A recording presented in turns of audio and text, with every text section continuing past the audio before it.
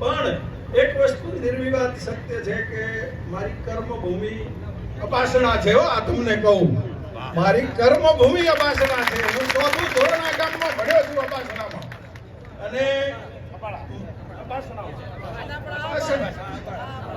અબાળા છે પણ હું તો અપાસણામાં 4થું ધોરણ ભણ્યો છું. અને મારી કર્મભૂમિ અપાસણા છે.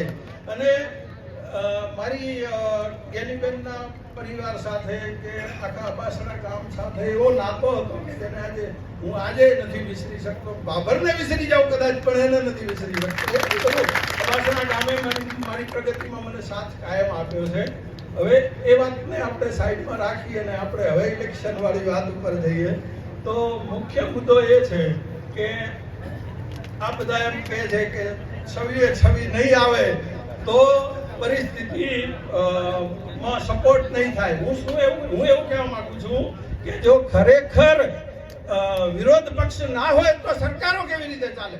રાજાશાહી ને સામંતશાહી તમે જુઓ તો એ સમયે પણ એમના જે હજુરિયા હતા, એમના જે મંત્રીઓ હતા, એ રાજાને સામંતોને સલાહ આપતા હતા. તો આ તો એમ કહે છે કે ભાઈ, અને આપણે એકવાર બે વાર છવી આલીને જોઈ લીધું કે આજે હું તમને એમ કહું છું કે 20 વર્ષથી આપણા વિસ્તારમાં સંસદ સભ્ય તરીકે ભાજપના આગેવાન છે.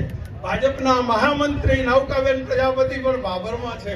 અને એક નાની એવી વાત માટે ખરેખર તો હું એવું કહું છું કે લોકોની સુખાકારીના પ્રશ્નો માટે તો એમણે જાતે જ પ્રયત્ન કરવો જોઈએ. પબ્લિક માગે ને તમે આપો એવું ના હોવું જોઈએ. એના બદલે રેલવે માટે લોકોને આંદોલન કરવા પડે. આંદોલન કરે ત્યારે આ ભાજપના શહેર પ્રમુખને એ બધા દાદાગીરી કરીને આંખો કાઢે કે તમે આંદોલન બંધ કરો ને કે આમ કરશું, અમે તેમ કરશું.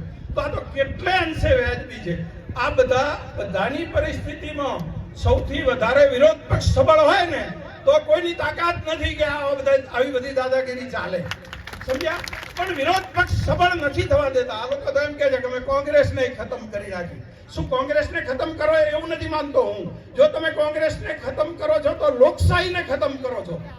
આ વસ્તુ 100% વિચારવાની જરૂર છે કે આંદોલન, જો ગાંધી બાપુએ આંદોલન ના કર્યું હોત તો લોકશાહી ના મળોત. અને જો લોકશાહી મળી છે એને જો ખતમ કરવાનો આ લોકો ભાજપ વાળા પ્રયત્ન કરતા હોય તો કોઈ અંશે વ્યાજબી નથી. અને એને આપણે જ્ઞાનીબેનને તન મન ધનથી પ્રયત્ન કરીને જીતાડવાના છે. બીજું મેં મારી રીતે જે પ્રયત્નો જોયા અને એમાં મેં કોમવાઈ બધી ગણતરીઓ ગણી તો હું પોતે મનથી એવું માનું છું કે જ્ઞાનીબેન 80,000 થી 1 લાખ વોટે જીતે છે. એમાં કોઈ ફેરફાર નથી. આ મારું પોતાનું અંકશાસ્ત્ર છે. આ મારું પોતાનું અંકશાસ્ત્ર છે. કોમવાઈ બધી ગણતરીઓ મેં કરી છે. અને એટલે હું તમને બધાને ખાસ તનમનથી વિનંતી કરું છું. એમાં મારા બાબર ગામને ખાસ વિનંતી કરું છું કે તમે રૂપાલા સાહેબનો ઇતિહાસ જુઓ, જુનાગઢની સીટનો ઇતિહાસ જુઓ કે જે એ લોકો એમ કહે છે કે અમે ક્ષત્રિયોના વિરોધી છીએ. તો અમે લવાણા તો રઘુવંશના છીએ, ક્ષત્રિય છીએ.